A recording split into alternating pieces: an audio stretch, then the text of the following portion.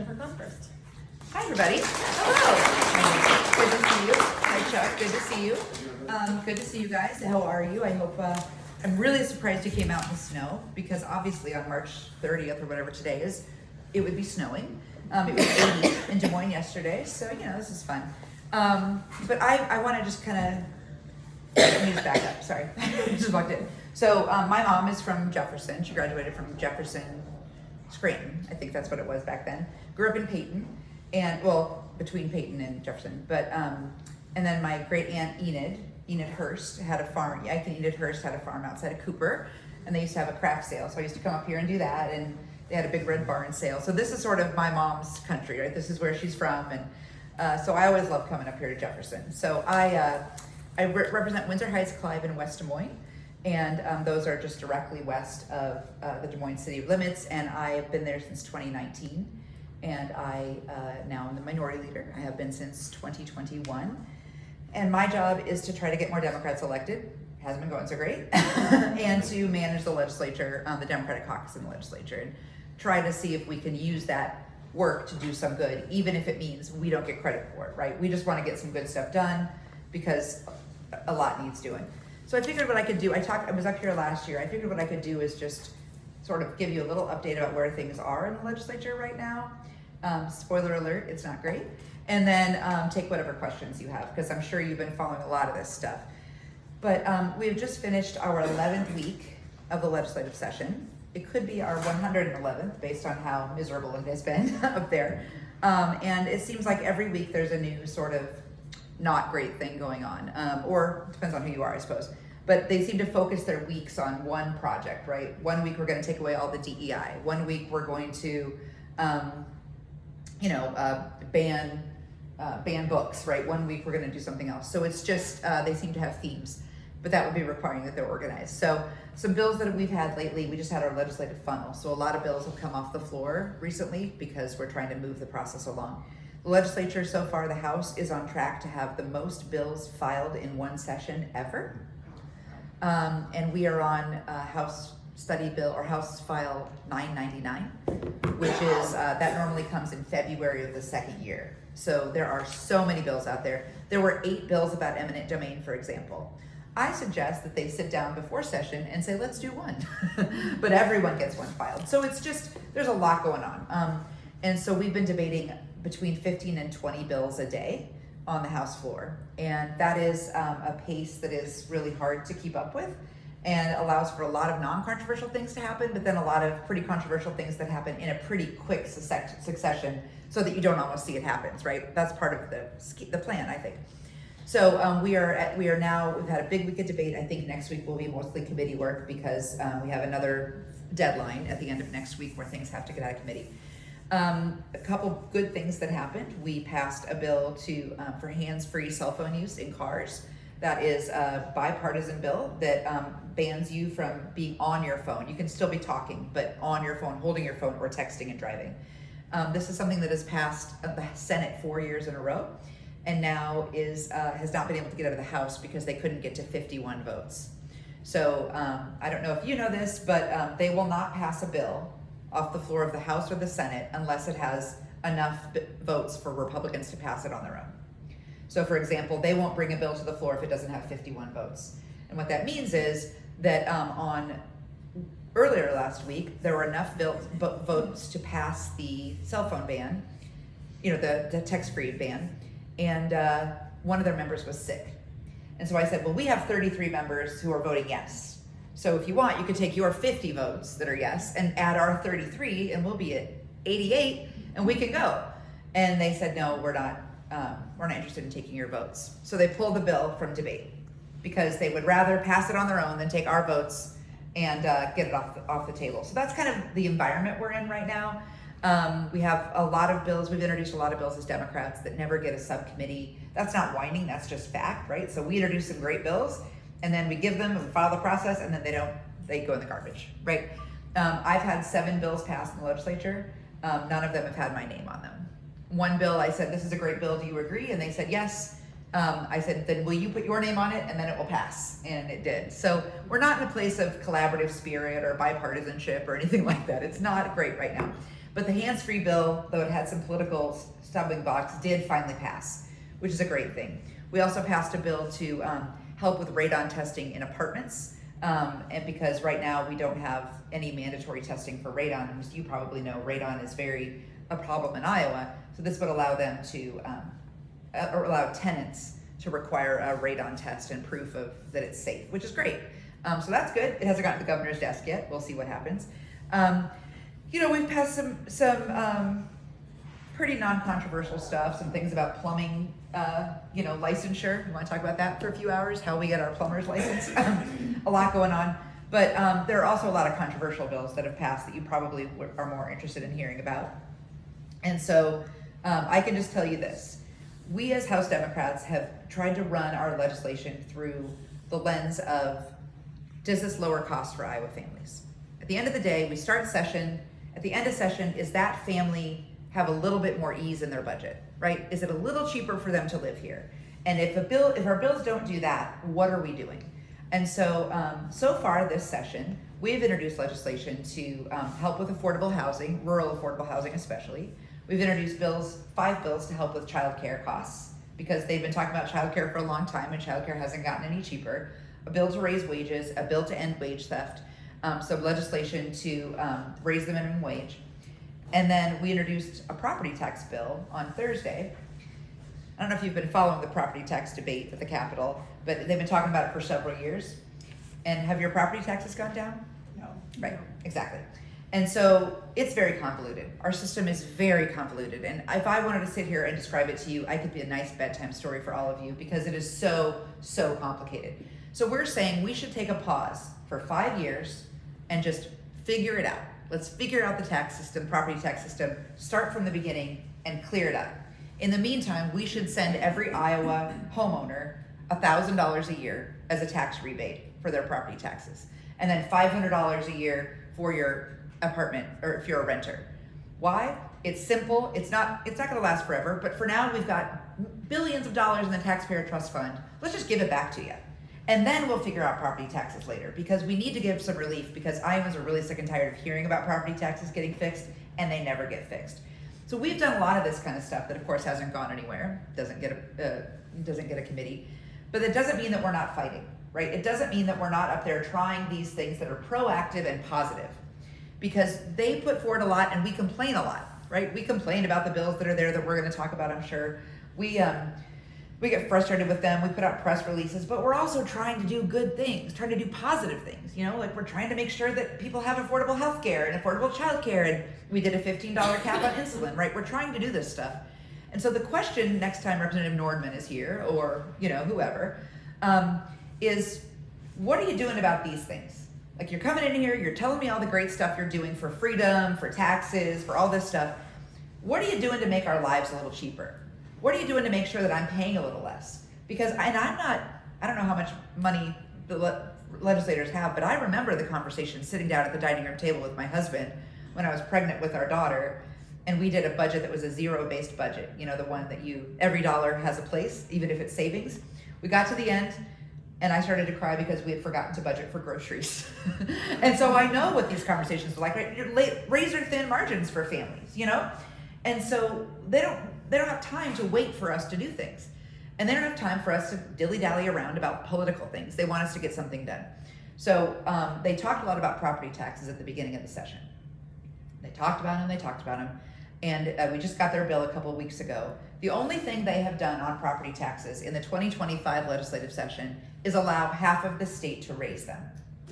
And the reason is because they have underfunded public education so much that half of our schools will have to go on what's called the budget guarantee, which gives them the option to raise property taxes to make up the difference in those school districts, right? The state is funding public schools less and less and less, and that means property owners have to pay for it. Somebody has to, because we're no longer cutting the fat at our public schools, right? We got nothing left to cut. Waterloo just announced it's going to raise property taxes and cut 128 teachers. Oh my God. I mean, it is what they've done to public education in this state is abominable. My mom, she was Penny Wheeler when she was here. We're Wigginses, if anybody knows Wigginses. When we moved to Florida, she was a single mom. I lived down there with her. This is a relevant story, I promise. And in third grade, the teachers came to us, Florida public schools, and said, Jenny's really smart. She should skip fourth grade. And my mom, who is, she's a good old, she's a nurse, and she always says, I'm fine, no matter what's wrong with me, right? Like, she's a nurse, she's tough. And she said, Jenny's smart, but she's not smart enough to skip a grade. And so she called my dad, who lived in Iowa, and she said, I need her to have the best education she can have. I got educated in Iowa, so she gave up custody of me so that I could come live with my dad and go to great public schools. And when they're attacking public schools like this, it is personal for me, right? It is personal for me. We've got to do better. So at the beginning of the year, we're supposed to, by the end of January, decide what an increase public schools get. It's called supplemental state aid. And schools, we've been underfunding them for a long time. They need money. They don't need money so that they can make teachers rich. They don't need money so they can build fancy swimming pools. They need money so they can have special ed teachers, and they can have kids in the classroom getting their IEPs met and the things that kids need, right? Especially because they've got AEAs. So 2% is not enough. It is absolutely not enough. It's not even keeping up with inflation. We proposed 5% to get them whole, right? The governor wants 2% increase for public education. We passed that bill, they did, and now we're waiting. They still haven't come up with an agreement because the House Republicans want 2.25%, Senate Republicans want 2%. We're fighting over how much can we underfund our public schools. That's what they're fighting over. And so they're supposed to have it done at the beginning of February after we pass that bill. It's April soon, and schools have to have their budgets by April 21st. They're gonna send out pink slips before they even know how much money they're gonna have next year, because they have to keep the lights on, right, at these schools. Because public schools have to take everybody, right? Wherever you're from, whoever you are, whoever your parents are, however you learn, we're gonna take you. Meanwhile, the governor proposed a 44% increase in funding for private school vouchers in this state. 44%. So a 2% increase for public schools, 44% for private schools. And that is because next year the limits come off, the income limits. So that means that anybody can send their kid to private school with $8,000 of your money. So that means the richest family in Des Moines can have the same coffee table or dining room table discussion I talked about, except they have lots of money. They don't have, their zero is a lot bigger. And they can say, can we afford to send our 2 kids to private school? Yes, we can. We can spend $16,000 to send our kids to private school. And Kim Reynolds came along and said, actually, the people of Greene County will pay instead. You keep that money, other people will pay. And students are getting $8,000 for their school vouchers every year, and tuition is going up at all of these private schools. So we're basically just funding and subsidizing private schools. I don't oppose private schools. I think they're fine. I don't think we should pay for them. And if we do, I think we need to have some accountability. Where's the money going? What's it doing? Are you spending it appropriately? No accountability whatsoever, and they just stopped the state auditor from being able to investigate them. So, I mean, this is just it's one of those things where you probably feel this way when you watch the news sometimes. I feel this way every day.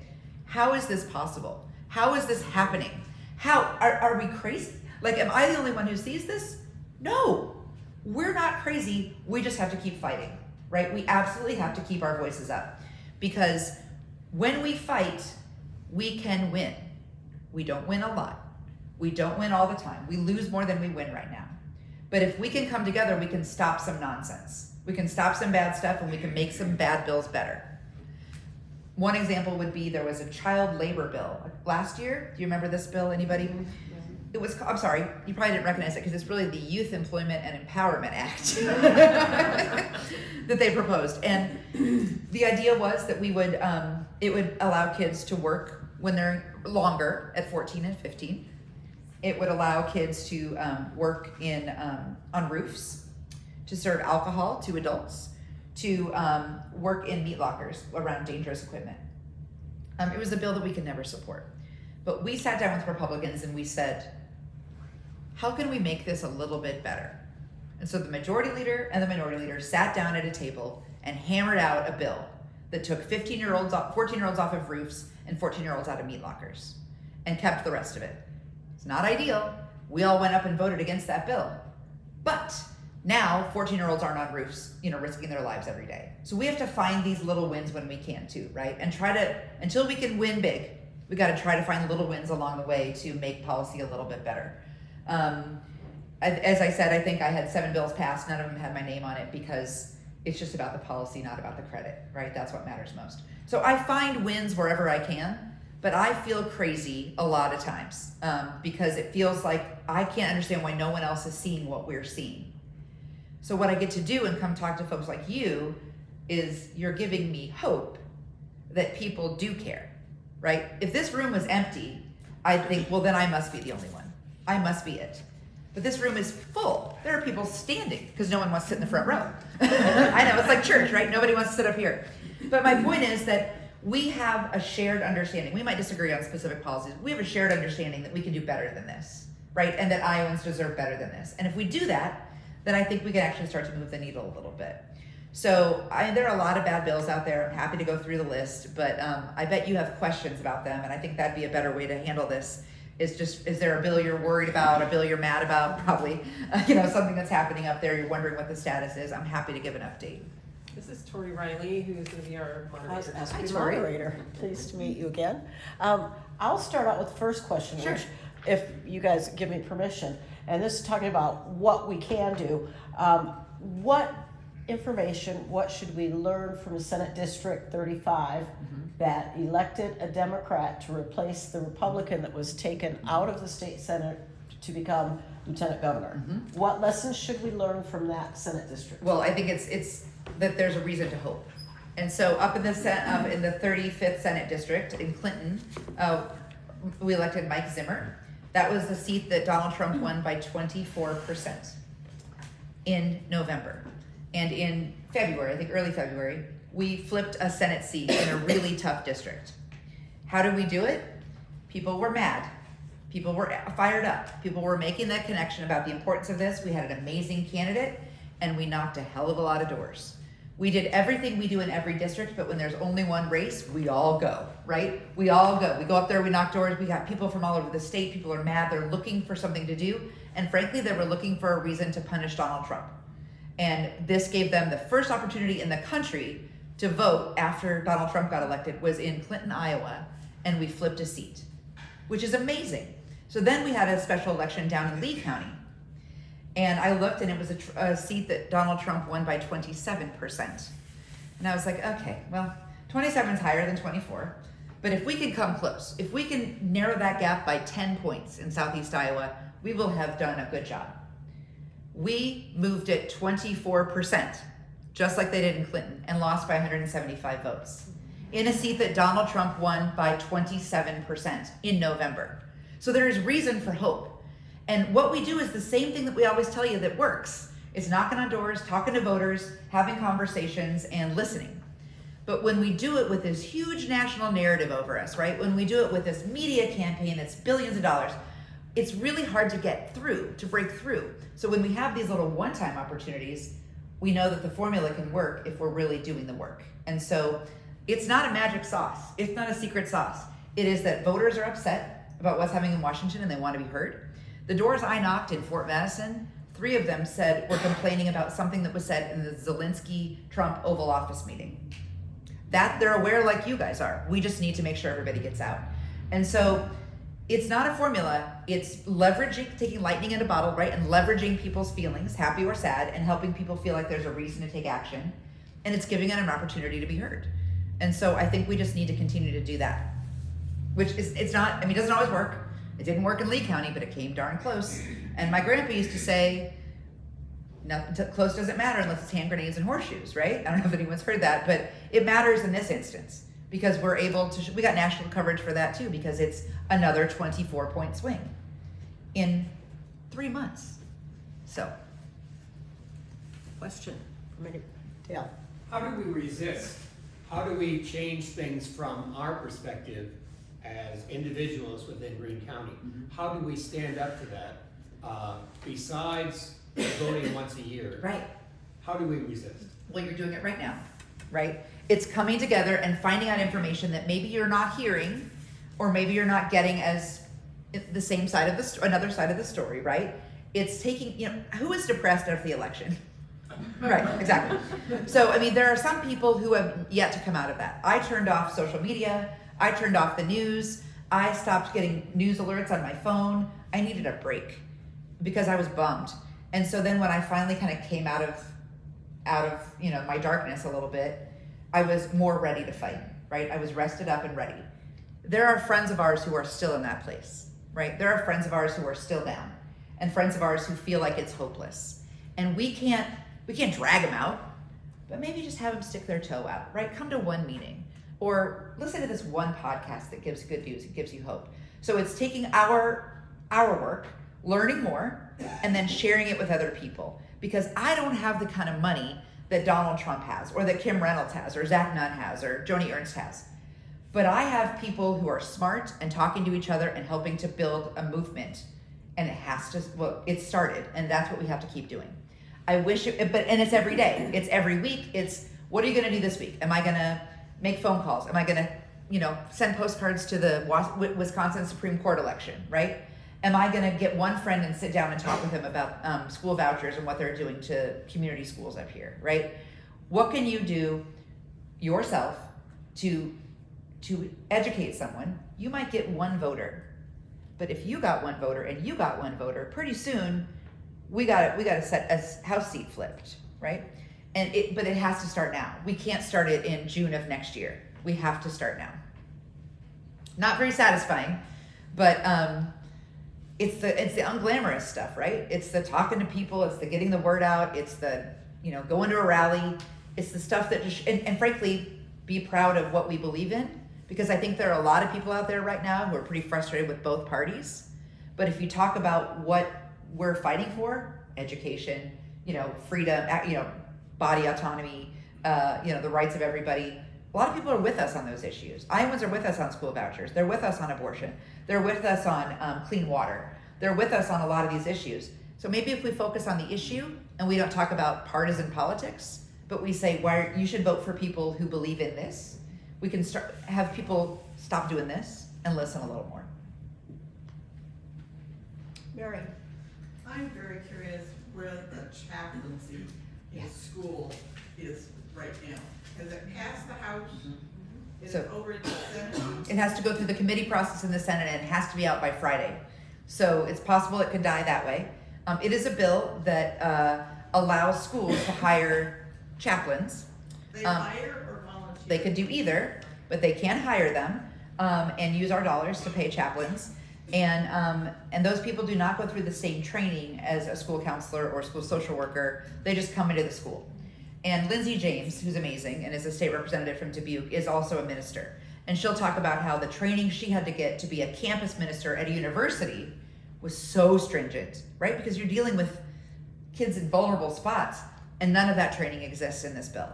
So and our concern is that it will replace school social workers eventually, right? And that now we've got only religious education in our public schools. We passed in a way that happens a lot up there, bipartisan opposition and partisan support.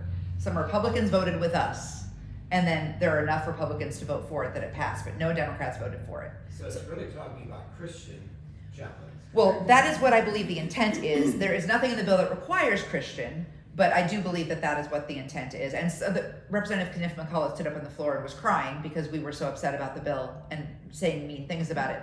And she cried and she said, we just need to get more Jesus in their lives. Oh my God.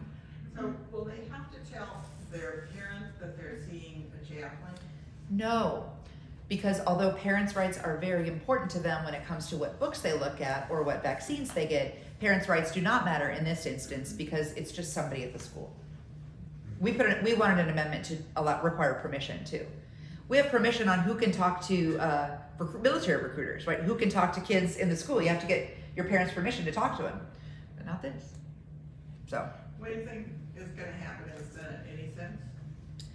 Now, Mary, predicting what's going to happen at the Capitol is very tough now, but I would not be surprised if it passed.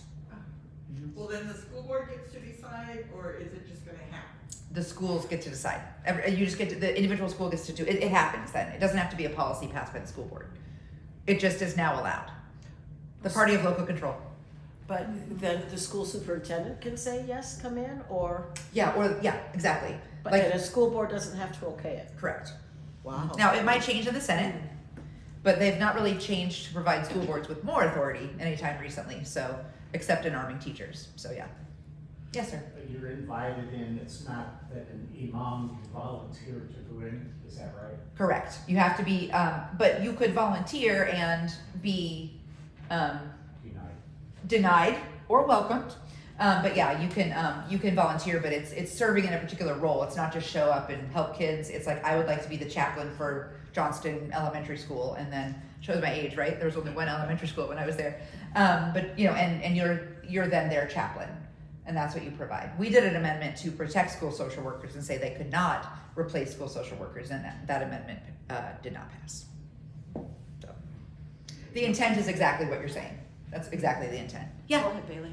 In regards to education, are there any updates on House File? It used to be 88, now it's 888, now it's easing up on homeschool regulations? Yes, you know, I always joke, thank you for saying what it is, because people will come up to me at the grocery store and be like, I'm really mad about House File 757. I'll be like, there are 900 bills, I don't know which one that is, but I do know what 888 is, because it just got pulled off the calendar on Thursday. It is a bill that way loosens up homeschool regulations. It allows you to have more kids in your home and teach more kids who are not related. It allows you to, you still don't have to be a certified teacher, and you can charge. You can charge people. So it sounds to me like we're building homeschool private schools, and then what comes next? Well, the reason I ask is because I'm the youth services librarian in the community, Yeah. and I have been seeing an uptick in homeschool educators, and I try to help them as best I can. Of course. I try to connect them with state resources, and for the most part, they're not interested in being connected with those resources, so if we're seeing an increase in homeschooling as a viable option because of discontent with the public schools, and let's face it, the inability to pay for private schools, are you guys thinking about this on the House floor, any defensive measures to sort of help those families out or try to? Yeah, I mean, I think what we're trying to do is kill the bill, right? I mean, that's what would be the best thing to do, because it also allows you, we think if they can charge, they're going to then say, we can have vouchers, right? And now I'm getting $8,000 a kid, and don't forget that although some of them don't want the resources, lots of them will use the resources for a football team, or if I want to play volleyball, or if I want to have special ed services, I don't offer them. Have to be vaccinated. Exactly, and that is a big problem because they say, what do you carry? You're in the homeschool. Well, they go to the schools, they go to the library, they go out to the community, and there are a lot of kids now. No limit on the number of kids. It died on Thursday. It was on the House floor calendar. We were all ready to debate it. We were very mad. We had lots of people ready to talk about the millions, including an amendment that would have made med school homeschool too. It was a joke. It was a joke. We put that forward to be like, this is how absurd it is. We're going to make med, until the Republicans said, I like that idea. They might pass it. So we pulled it. But we were ready to go, and I found out right before debate that it was pulled.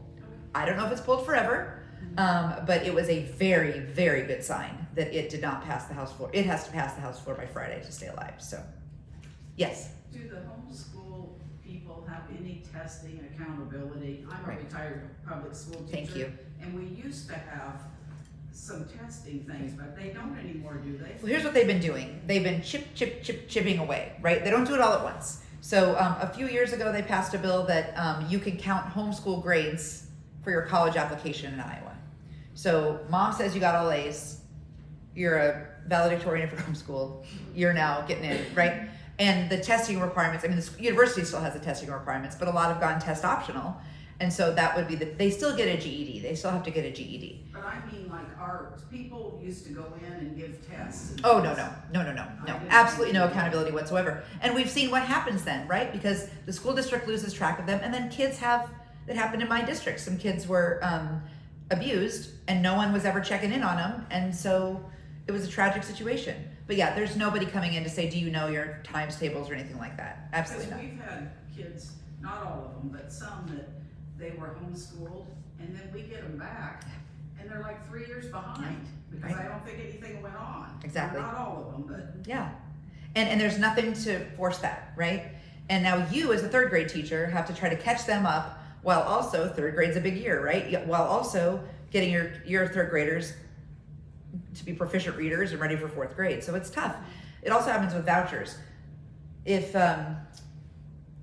Mary wants to come to get a voucher to go to Dowling, which is in my district, perfectly fine organization, and you get a voucher, and you get there, and then someone finds out that you are not straight, or someone finds out that your parents aren't, or that you have a learning difference, or something like that, there's nothing to stop them from booting you out of that school right now. And then as soon as you're booted out, they don't give that money to the public school. It stays in Mary's parents' account until she graduates from high school.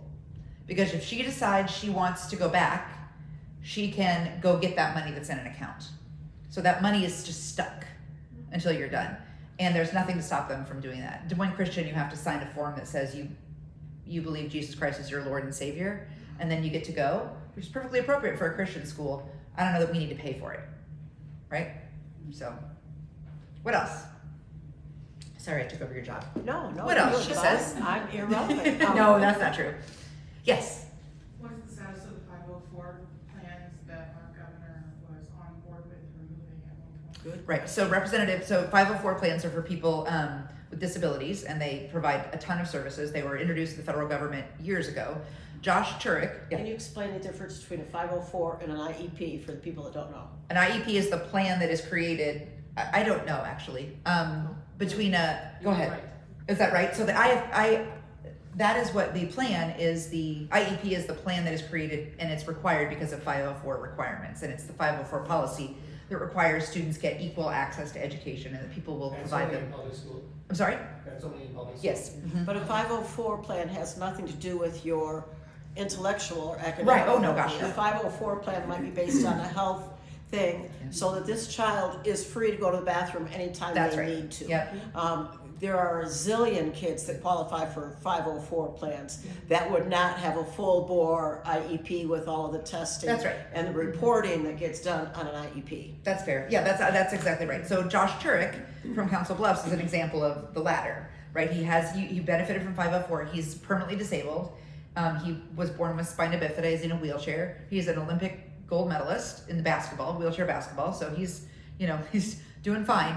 But he has been an advocate for this, for stopping Brenna Bird from a lawsuit that is to dismantle 504s. So 504 policy has had, as you said, many different things added to it, right? So this is now covered by 504 too. People with ADHD, when that was sort of discovered, that got added. A couple of years ago, they added some protections for LGBTQ people, and the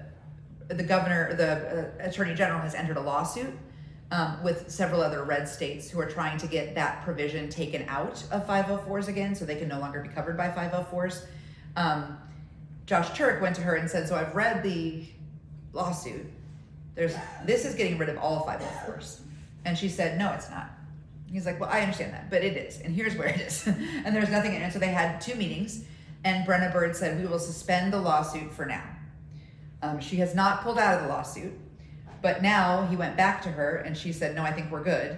I think we're going to proceed. So now he's trying to get a meeting with the governor, because he is fighting like hell to stop this 504, because it is people with disabilities. It is huge, and it'll be devastating.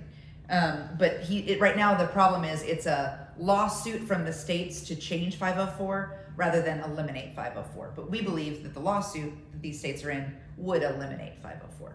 And the trickle-down effect, using that phrase lightly, Yeah, is that IEPs would be greatly affected if not dismantled. that's exactly right. And there are protections for people, their access to education. They're created so that people have access to education regardless of how they learn, regardless of what they need. Accommodations for a wheelchair, accommodations for bathroom use. It's that ramp into The the ramp. school. Exactly. It's a 504 Exactly. accommodation. Exactly. So the implications would be wide-reaching, and there's talk of a sit-in in the Attorney General's office coming up if she refuses to stop the lawsuit things. Nothing's happened yet, but.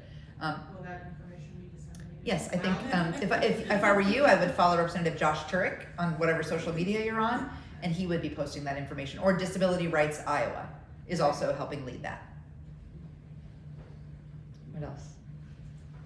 Chuck?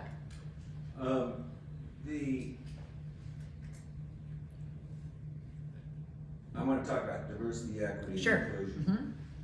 You, in your day job, you are at Drake, and have been in higher education for a long time.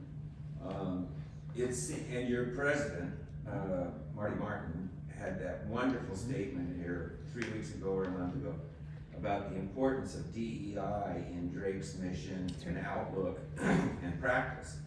And I thought it was just terrific. But as I read that, I thought to myself, DEI is, if you go beyond just protecting or encouraging equality in education, equity in education, and opportunity, it's the heart and soul of a college education. It's what changes, it's what whole makes purpose. the whole society move forward. Yep. Why, and I mean, we have the president of the Board of Regents right here in Green County. Yep. And she's taken a strong stand publicly in favor of doing away with DEI at the Regents institutions. Why have the universities, other than Drake, caved like they have on this? Why has there not been more resistance? I would have think this would have exploded factories. So I would argue that, so there are several bills, one that bans use of DEI at our Regents institutions, one that bans it at city and county government events or, activities, and then one that would take away the Iowa tuition grant, which is it's money you can use for college from Iowa if you're a, certain income kid in Iowa and you want to go to Drake or Grinnell or, Dordt College, you can use an Iowa tuition grant to help. It's about 40% of Drake's income is Iowa tuition grant students. Also helps keep kids in Iowa. It would take them all away from those students if a university was found to have DEI office or DEI activities. It is holding students' college educations hostage because they disagree with the politics of the institution. And I would argue that DEI is not political. I would argue that it's diversity, equity, inclusion, and that those things are perfectly what we should be encouraging, especially at the college level. But it is the money that is a hostage. So somebody told me, why is Drake speaking out? Why would you risk everything for 3 letters? And that is, of course, not what diversity, equity, inclusion is. That's what they've turned it into, but that's not what it is. And students came, I was on that subcommittee, students came to talk about how because of DEI they were still alive, because of DEI programming, because of DEI they had chosen to go to a predominantly white institution in the middle of Iowa because they felt welcome. People who tell us that inclusion helps them finally be seen or feel seen in college, they found themselves, and also they learned things they didn't know before. Critical thinking, they learned new ideas. A lot of parents get really mad because their kids go to college and come home thinking different. That's the goal, right? I'm not saying I want you to think different from your parents, I'm saying I want you to think for yourself. And that is what my job is to teach critical thinking and teach good writing and all of that stuff. When I call, every year I work with juniors and seniors mostly. Every year I call some employer friends and I say, what are you looking for in your employees? 10 years ago it was writers. We need better writers. We need better writers. Now, to a person, somebody who can think. Somebody who will not ask me a question every day, but will actually try to solve a problem on their own. Somebody who will know that it's okay to fail and but that you should try. And like somebody who's willing to take some risks and look at a problem and try to solve it. That's critical thinking. That's what employers need. And so this whole idea that we're taking away diversity, equity, inclusion programming is simply political. And so I think that our Regents universities are worried about funding. It's being held over their heads, right? Private colleges are worried about funding. There was another bill, so let's talk about DEI. So there's a lot of diversity, equity, inclusion programming that is not what you think it, and they have a list of things in the bill. You can't talk about sexism. You can't talk about racism. You can't do anything that would make anyone feel bad. Not the people who are being covered by DEI right now who feel good because of it, but the people who might feel bad. Anything about white exceptionalism, anything about inequities. I mean, it's a lot of stuff. And so it's not just not allowing the programming, it's like specific words you can't use. Now you can still teach it in class because they cannot come after that yet. But I think it's money. I think money's big, and also bigger battles to fight, right? There was also, University of Iowa was told to create a MAGA college because they think University of Iowa is so liberal that we need a special college to counteract the automatic bias that everyone else at the university has. And so it's not really called a MAGA college, that's what I call it. It's a Center for Intellectual Freedom, right? But I have a feeling it will be called the Branstad Center for Intellectual Freedom because they could take outside donors. But it is all about, we gotta have conservative voices on campus. In fact, in committee, Representative Wills said, when you have everybody, I can't say this out loud without a straight face, when you have everybody in one place thinking the same thing, You don't grow. You don't have new ideas.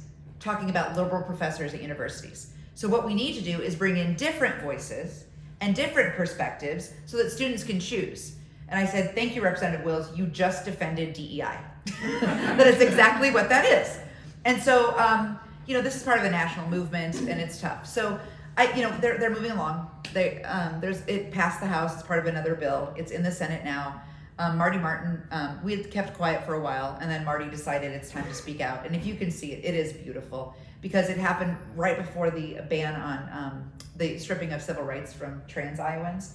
So there were students who felt unseen, unwelcomed, unprotected all over the map, and he looked out for them, which was really powerful. Representative Collins from Southeast Iowa likes to talk about DEI is DOA in Iowa.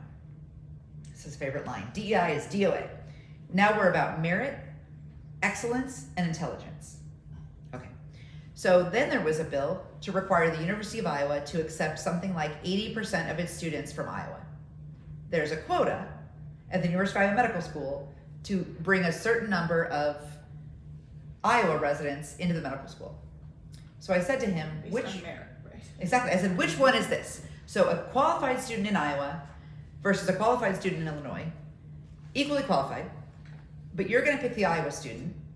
What about the way that person was born, that they have nothing to do with, where they were born, makes them more qualified than this person over here? Well, nothing, but we need a bigger workforce. No. You don't get to say that. So he said, fair point. So the inconsistency is just kind of shrugged off, So yeah, Chuck, it's important. And so now it's a matter of how do they do the diversity, equity, inclusion work at a university without having, because what it is someone in the university can contact the Attorney General anonymously, say that it's happening, and then if they find it to be true, they can take everyone's college tuition away, or everyone's college scholarship away. Sorry, that was depressing. Anyway, what else you got? The Brenda Bird has filed a lawsuit against an entire county, and she's threatening to take all of their funding away. Mhm.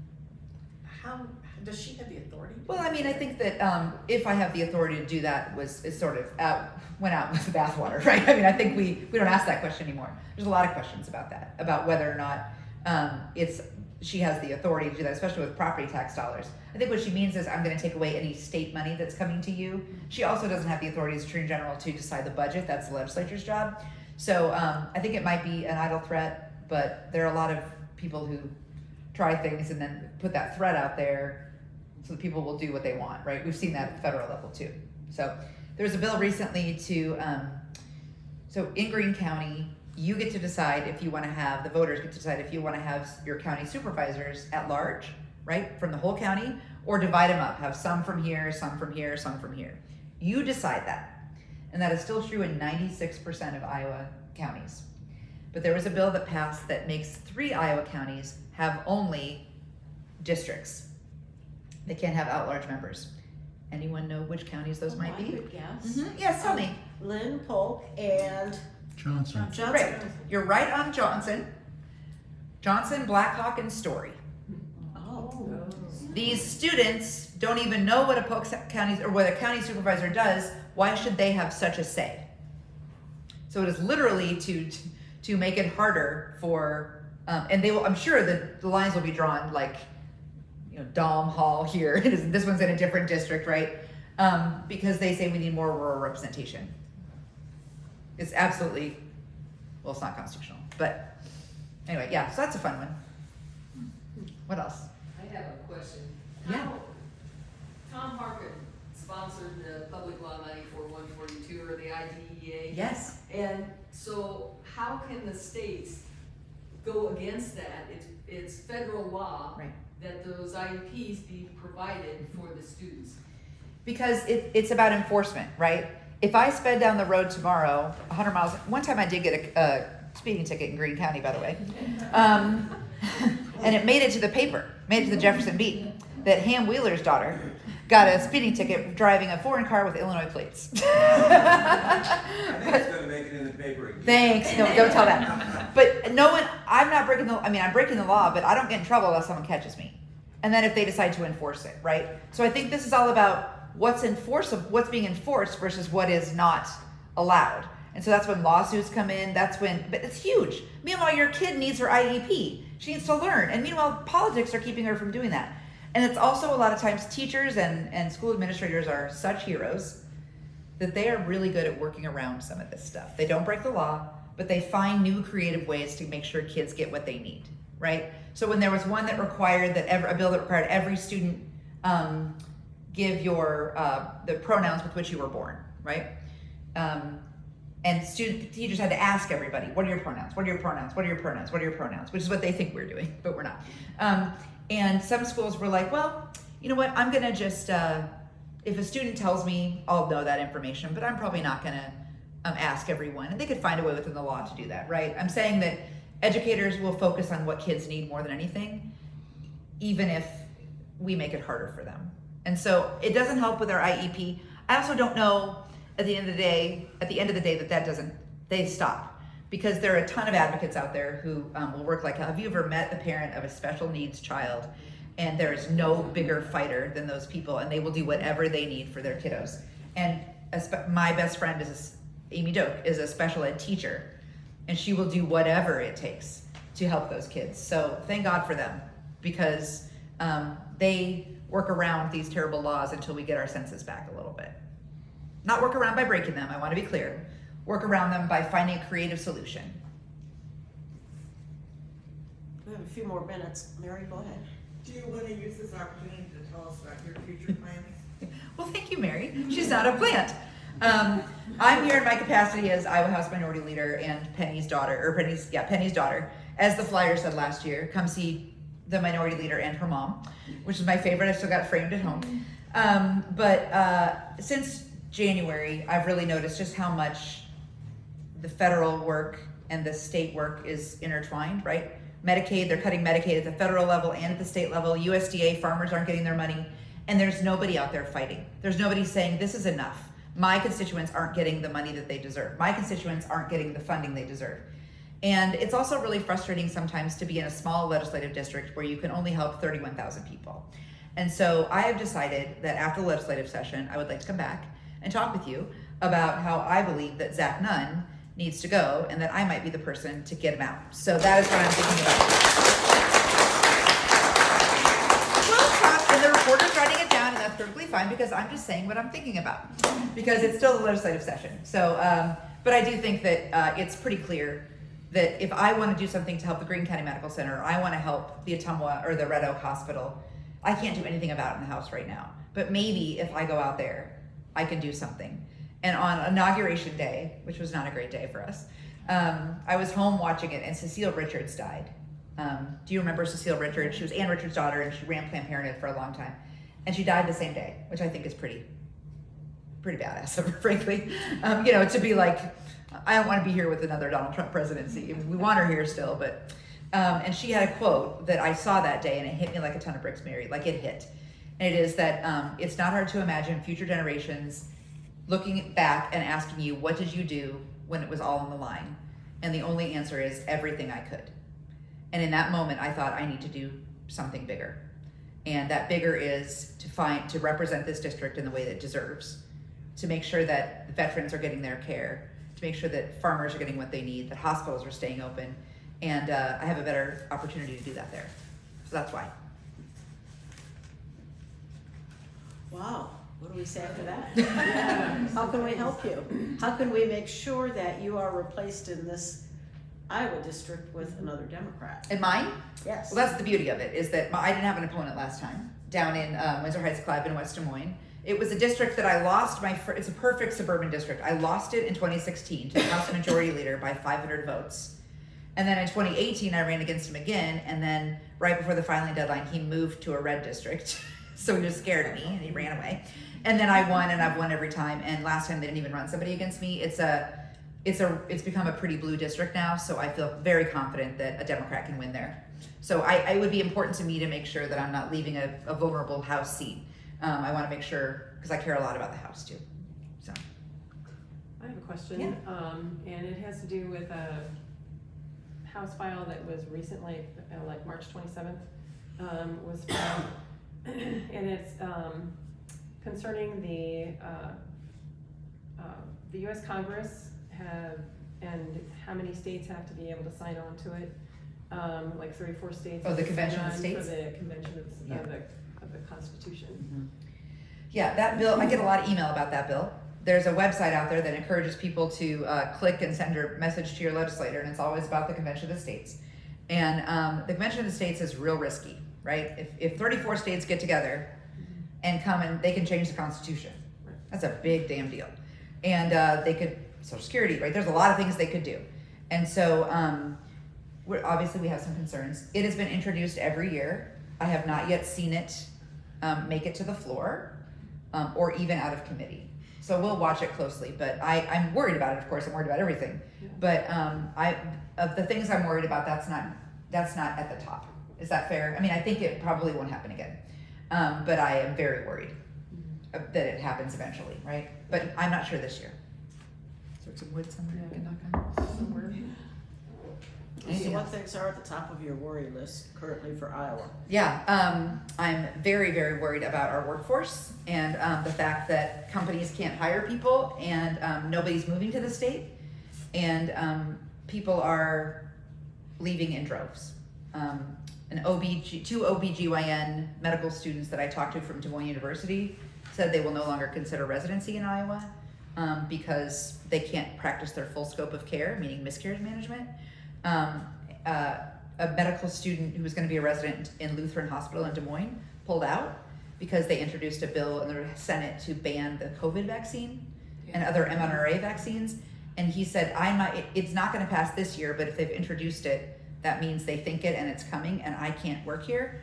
My kids are, and it's just all about my kids.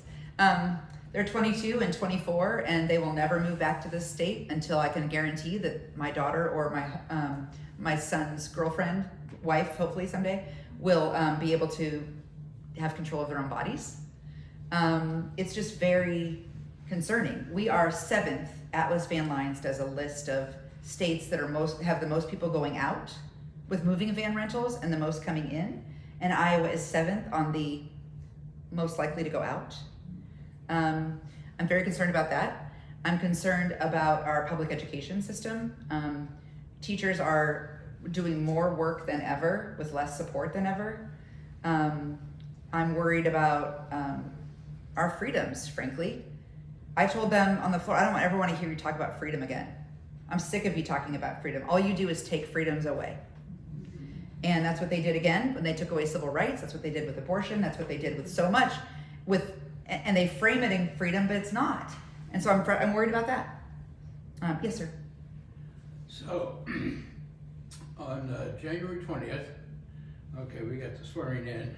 We get this impromptu table, and Mr. Big Felt Pen starts signing all these things. Yeah. And then from military people that I listen to are saying, well, that's his wish list, that's his want list, that's not the real form that you follow for an executive order, so it doesn't have, the right of the law, Sure. because he's not doing an executive order. He's just calling it what he wants, or whatever Stephen Miller says he Right, wants. right. And Or so- Elon Musk. Yeah. Yeah, well, here's what I'll tell you. I don't know. I've not heard that that's technically true. It might be, but I've really not known Kim Reynolds to be somebody who looks at things critically and says, should I, does he mean this or not? She's going to do what he says. So it's the states that just do what they say, whether it's right or whether it's on the proper form or not, they're just going to do it and they're going to use it as an excuse. And they're waiting for us to sue. And so my concern, and also, I don't know, remember that song about the bill on the steps? They've forgotten the congressional step. They're not running anything through Congress anymore. And then they're kind of trying to kick down the judiciary step too, like the other branch of the government, checks and balances. But what I'll tell you is this. When I look at these, it's terrible. It is his wish list. But you mentioned military folks. Penny, the Jefferson grad, was in the Air Force. My dad was in Vietnam. I take veterans issues pretty seriously. And they've just cut 80,000 jobs at the VA, or they're planning on it. My dad goes to the VA for his medical care, gets amazing medical care. Everyone who came to see him would shake his hand and say, "Hi, I'm Dr. So-and-so, I'm honored to treat you." It was the kind of respect that he deserves, especially as a Vietnam vet. And the fact that nothing is happening about those cuts and those people are getting less good care after they did all they did for our country is unconscionable and unacceptable. So we're going to keep fighting back against that too. But that's what we got to do, right? It's like you got to find all the things to fight against. You know, somebody's keeping track of all those executive orders that he signed, and I don't even know how they're doing it. They come out so fast. But my answer would be Kim Reynolds is going to do what Donald Trump wants her to do. And so blue states might comply or might handle it differently than red states. But right now we're in a red state, which is why in 2026 we got to start bringing some balance back to the state. We got to get a new governor. We got to make sure the legislature and the Senate the House and the Senate pick up seats so that we have more balance and accountability on some of this nonsense. So. Did you get your question answered about taxes? Basically. Are you sure? Okay. Well, I was, earlier we were talking, and my concern was where this current proposal to change property taxes is gonna go. Because historically, the GOP has managed to change, or managed to, in their efforts to reform property taxes, we wound up where, like I said, it was in 22 or 23, Iowa was number 10 for residential property taxes, and commercial properties were number 39. And they've always managed to turn it into something that favors business while the residents pay. So this new proposal, I heard from a board member of the Iowa Taxpayer Association, not a liberal think tank and by any means, who asked one of the bill's authors, well, where does the money come from? Like if you eliminate this rollback, if you do this stuff, where does the burden shift? And this person said it shifts from commercial to residential. So that is saying property taxes will go up for us and go down for them. The same thing happened in 2017 or 2013. We passed a huge property tax bill then, they did, and corporations saw all the benefit and residential property taxes continue to go up. So, but I don't think this bill's ready for prime time necessarily, right? This is not the version that will get to the governor's desk because it's so complicated. There are so many, people are confused. My hope is we pause and do it next general session. And the reason I think that might happen is because that's an election year. And so they might want to pass it then.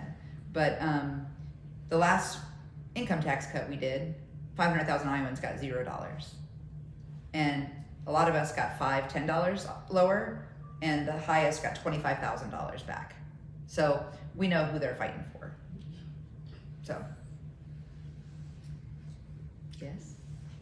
It seems so small compared to all of these things that happen to more than just farmers with land.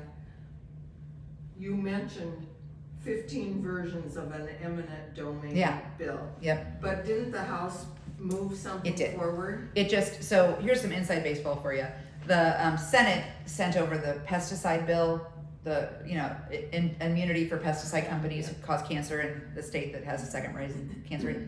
And then apparently the House was mad about that, the Republicans. So they hurried up and put all of those bills into one as an amendment, and we passed it and sent it to them. Because they haven't passed it yet. We've passed it 3 or 4 times and sent it to them.